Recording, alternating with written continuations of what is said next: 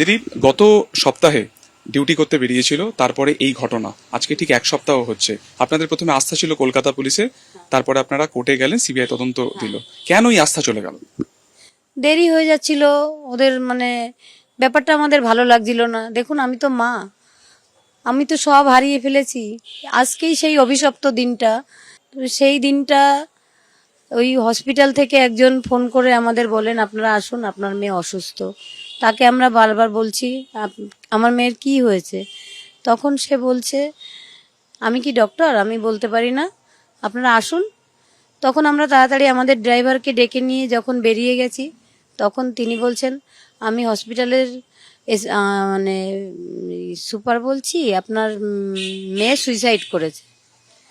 তখন তো আমরা জানি যে সব শেষ হয়ে গেছে, আমার আর কিছুই নেই।